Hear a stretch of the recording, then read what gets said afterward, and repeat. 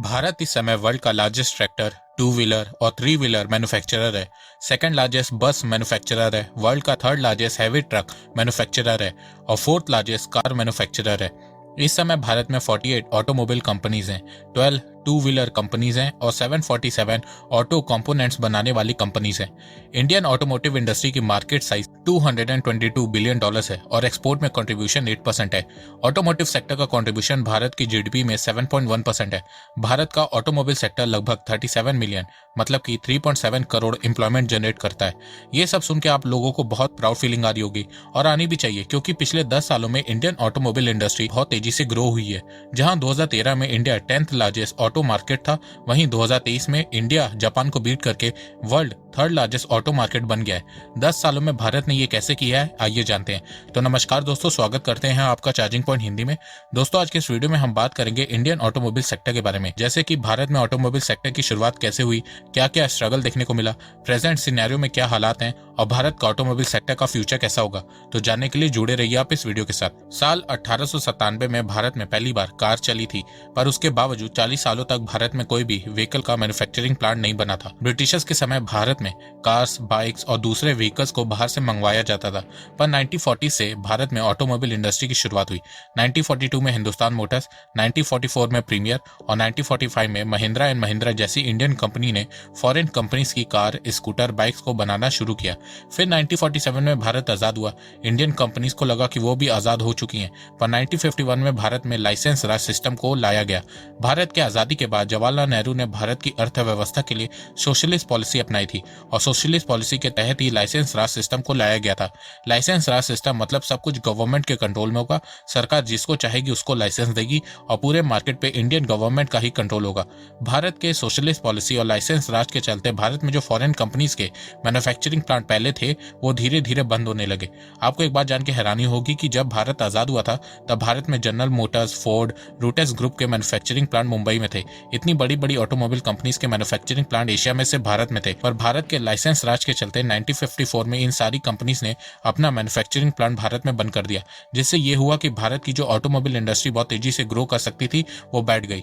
Licence राज और socialist policy के चलते भारत की इकोनॉमी और ऑटोमोबाइल इंडस्ट्री 40 सालों तक अच्छे से ग्रो नहीं कर पा रहे थे। बहुत से लोग मुझसे ये सवाल पूछते हैं कि आखिर चाइना भारत से आगे कैसे निकल गया, तो उसका जवाब ही यही है कि भारत ने शुरुआती दौर में सोशलिस्ट पॉलिसी अपनाई, वहीं चाइना ने कैपिटलिस्ट। भारत ने 40 सालों तक अपने देश की अर्थव्यवस्था को बंद कर दिया था, जिसके चलते बाहर की कोई भी कंपनी भारत में इन्वेस्ट नहीं कर पा रही थी। वहीं चाइना ने फॉरेन इन्वेस्टर के लिए अपने मार्केट को खोल दिया था। 1991 में जब भारत की अर्थव्यवस्था के हालात बहुत खराब हो चुके थे, तब भारत सरकार ने IMF के कहने पे लिबरलाइजेशन पॉलिसी अपनाई और भारत के मार्केट को दुनिया भर की कंपनीज के लिए खोल दिया, जिसका रिजल्ट ये निकला कि एक के बाद एक फॉरेन कंपनीज भारत में आने लगी और इंडियन ऑटोमोबाइल कंपनी के साथ मर्ज होने लगी, जैसे कि Maruti Suzuki. Maruti Indian company है और सुजुकी जापानीज। हीरो होंडा, अभी ये दोनों कंपनी अलग हो चुके हैं, पर पहले ये एक ही थे। 2000 से 2010 तक भारत में लगभग हर बड़ी ऑटोमोबाइल कंपनी एक एक करके आने लगी और अपना मैन्युफैक्चरिंग प्लांट भारत में खोलने लगी। मार्केट ओपन करने से भारत के ऑटोमोबाइल सेक्टर में FDI भी आने लगा। फॉरेन कंपनीज और FDI के आने से भारत की ऑटोमोबाइल कंपनी ग्रो होने लगी। इसके अलावा made in India cars America, European market में जाने लगी, जिससे भारत का एक्सपोर्ट भी बढ़ने लगा। तो इतने सालों की मुश्किलों के बाद भारत का ऑटो सेक्टर अच्छे से ग्रो होने ही लगा था कि साल 2019 में भारत में इकोनॉमी स्लो डाउन आया और फिर उसके बाद कोविड के चलते भारत के ऑटो मार्केट में पिछले 20 सालों में सबसे बड़ी नेगेटिव ग्रोथ देखने को मिली। Car, two wheelers, three wheelers, bus, truck सबकी सेल्स गिर गई। व्हीकल्स की सेल्स कम होने से प्रोडक्शन में भी इंपैक्ट देखने को मिला। जहां 2018-19 में भारत में 30 मिलियन व्हीकल की प्रोडक्शन हुई थी, वहीं 2019-20 में सिर्फ 26 मिलियन व्हीकल्स की प्रोडक्शन हुई थी। व्हीकल्स की प्रोडक्शन में -14.73% की गिरावट देखने को मिली थी, जो कि पिछले 20 सालों में सबसे ज्यादा थी। पर फिर उसके बाद भारत सरकार ने PLI स्कीम को लॉन्च किया और उसमें ऑटोमोबाइल सेक्टर को इंक्लूड किया। फिर उसके बाद व्हीकल स्क्रैपिंग पॉलिसी लेकर आई और फिर साथ में FDI की पॉलिसी को भी ईजी कर दिया, जिसके चलते इंडियन ऑटोमोबाइल सेक्टर फिर से रिवाइव होने लगा। फाइनेंशियल ईयर 2020-21 में कोविड के दौरान भी भारत ने 4.1 मिलियन ऑटोमोबाइल एक्सपोर्ट किए थे। वहीं 2021-22 में 5.6 मिलियन यानी कि 56 लाख व्हीकल्स को एक्सपोर्ट किया था। फाइनेंशियल ईयर 2021-22 में एक्सपोर्ट में 35.9% की ग्रोथ देखने को मिली थी। इसके साथ साथ भारत की डोमेस्टिक सेल्स भी बढ़ने लगी और इसका ही नतीजा है कि अब भारत 2023 में जापान को बीट करके world third largest auto market बन गया है। नंबर 1 पे चाइना है, सेकंड पे यूएसए है, थर्ड पे अब इंडिया है और फोर्थ पे जापान आ गया है। चाइना ने 2022 में सबसे ज्यादा 24.8 मिलियन कार सेल की है, अमेरिका ने 13.8 मिलियन कार सेल की है, भारत ने 4.4 मिलियन कार बेची है और जापान ने 4.2 मिलियन कार सेल की है। भारत के ऑटो मार्केट में 23% की ग्रोथ देखने को मिली है। वैसे ही सेम प्रोडक्शन के मामले में भी भारत ने पिछले 10 सालों में अच्छी ग्रोथ की है। जहां 2013 में प्रोडक्शन के मामले में भारत 9th पोजीशन पे था, वहीं 2023 में भारत की ऑटोमोबाइल इंडस्ट्री चाइना, अमेरिका और जापान के बाद दुनिया की 4th लार्जेस्ट ऑटोमोबाइल इंडस्ट्री बन गई है और माना जा रहा है कि 2026 तक प्रोडक्शन के मामले में वर्ल्ड की 3rd लार्जेस्ट ऑटोमोबाइल इंडस्ट्री बन जाएगी। आप लोग मार्केट और प्रोडक्शन में कंफ्यूज मत हो जाइएगा। भारत ऑटो मार्केट में वर्ल्ड नंबर 3 है और प्रोडक्शन के मामले में वर्ल्ड नंबर 4 है। फ्यूचर की बात करें तो भारत की ऑटोमोबाइल इंडस्ट्री फ्यूचर में बहुत तेजी से और ग्रो करेगी और 2026 तक वर्ल्ड की 3rd लार्जेस्ट ऑटोमोबाइल इंडस्ट्री बन जाएगी और 2026 तक इंडियन ऑटोमोबाइल इंडस्ट्री की मार्केट साइज $300 बिलियन से ज्यादा हो जाएगी। फ्यूचर में भारत की ऑटोमोबाइल इंडस्ट्री की ग्रोथ बढ़ने के पीछे कई रीजन है, जैसे कि अभी इस समय भारत में पर 1000 इंडिविजुअल्स में सिर्फ 22 लोगों के पास कार है। वही अगर हम दूसरे देशों से कंपेयर करें, अमेरिका में पर 1000 इंडिविजुअल्स में 980 लोगों के पास कार है, यूके में 850 लोगों के पास कार है, कनाडा में 662 लोगों के पास कार है, जापान में 591 लोगों के पास कार है और चाइना में 164 लोगों के पास कार है। वहीं भारत में सिर्फ 22 लोगों के पास कार है। The international energy agency IEA ने बताया है कि दूसरे देशों के मुकाबले भारत में अभी बहुत कम लोगों के पास कार है, पर जिस तरीके से भारत की इकॉनमी ग्रो हो रही है, इंफ्रास्ट्रक्चर मजबूत हो रहा है, भारत में लोगों की इनकम बढ़ रही है। इन सब रीजन के चलते आने वाले सालों में भारत में कार्स के नंबर भी बहुत तेजी से बढ़ेंगे। IEA ने अनुमान लगाया कि 2030 तक पर 1000 इंडिविजुअल्स में से 70 लोगों के पास कार होगी और नेक्स्ट 2 डेकेड मतलब कि आने वाले 20 सालों में भारत में पर 1000 इंडिविजुअल्स में से 175 लोगों के पास कार होगी। तो आने वाले 20 सालों में भारत का खुद का डोमेस्टिक ऑटोमोबाइल मार्केट बहुत तेजी से बढ़ने वाला है, जिसके चलते भारत का ऑटोमोबाइल सेक्टर भी बहुत तेजी से ग्रो होता हुआ दिखेगा। दूसरा रीजन है भारत सरकार द्वारा लाई गई व्हीकल स्क्रैपिंग पॉलिसी। बजट 2021 में भारत सरकार ने व्हीकल स्क्रैपिंग पॉलिसी को इंट्रोड्यूस किया था। इस पॉलिसी के तहत 15 साल पुराने कॉमर्शियल व्हीकल और 20 साल पुराने प्राइवेट व्हीकल को स्क्रैप किया जाएगा और ये स्कीम 1 अप्रैल 2022 से लागू हो गई थी।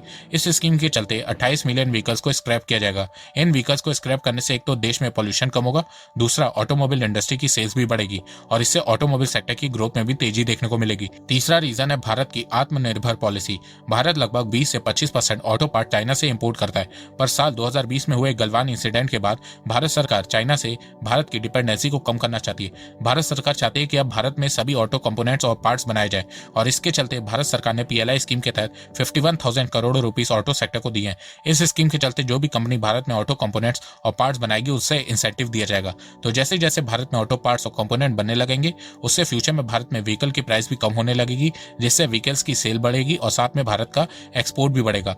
आखिरी रीजन है इलेक्ट्रिक व्हीकल। हम सबको पता है कि फ्यूचर इलेक्ट्रिक व्हीकल का होने वाला है और जो देश जितना जल्दी इलेक्ट्रिक व्हीकल को अपनाएगा उसके लिए बहुत फायदे का सौदा होगा, क्योंकि एक तो इलेक्ट्रिक व्हीकल के बढ़ने से क्रूड ऑयल का इंपोर्ट बिल कम होगा, दूसरा पोल्यूशन में भी गिरावट देखने को मिलेगी।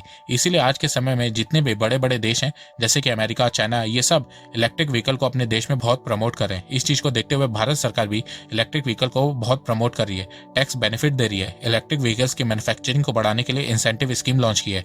देखो, भारत में इलेक्ट्रिक व्हीकल्स के बढ़ने से एक ये फायदा होगा कि भारत का जो क्रूड ऑयल में पैसा खर्च होता है वो कम हो जाएगा। भारत बहुत ज्यादा पैसा खर्च करता है क्रूड ऑयल पे। इस financial year Bharat $150 billion crude oil पे खर्च करने वाला है, तो इलेक्ट्रिक व्हीकल के बढ़ने से भारत का क्रूड ऑयल का बिल कम होगा। इसके अलावा अगर भारत में इलेक्ट्रिक व्हीकल्स बनेंगे तो इलेक्ट्रिक व्हीकल की प्राइस कम होगी, लोग इलेक्ट्रिक व्हीकल्स को खरीदना चालू कर देंगे, जिससे इलेक्ट्रिक व्हीकल की सेल्स भी बढ़ेगी। इसके साथ साथ बहुत सी नई कंपनीज और स्टार्टअप खुलेंगे, जिससे बहुत सारी जॉब जनरेट होंगी। इस चीज को देखते हुए एक अनुमान लगाया गया है कि 2025 तक भारत का इलेक्ट्रिक व्हीकल का मार्केट 50,000 करोड़ लगभग की $7 बिलियन का हो जाएगा। 2022 से 2030 तक भारत का इलेक्ट्रिक व्हीकल मार्केट 49% की स्पीड से ग्रो होगा और 2030 तक 5 करोड़ डायरेक्ट और इनडायरेक्ट जॉब जनरेट करेगा। तो जिस तरह भारत सरकार ने डिफरेंट पॉलिसीज लाई है और ऑटोमोबाइल सेक्टर को प्रमोट करी है, तो इससे ये पता चलता है कि भारत के ऑटोमोबाइल सेक्टर का फ्यूचर बहुत ही शानदार होने वाला है। तो दोस्तों, मुझे लगता है कि अब आपको सब समझ में आ गया होगा। तो अगर आपको ये वीडियो पसंद आए तो आप इस वीडियो को लाइक कीजिए और अब आप मुझे सपोर्ट भी कर सकते हैं पेट्रियन और यूट्यूब में ज्वाइन बटन के थ्रू। एक बात मैं कहना चाहता हूँ, आप जितनी मेरी वीडियोस को शेयर करेंगे उतनी ही रीच मेरी बढ़ेगी और उतने ही लोग मेरे से जुड़ेंगे। तो वीडियो को शेयर करना, चैनल को सब्सक्राइब करना बिल्कुल भी मत भूलिएगा। मैं ऐसे ही एजुकेशनल वीडियोस लाता रहूंगा आप लोगों के लिए। तो अभी तक के लिए बस इतना ही। धन्यवाद। जय हिंद, जय भारत।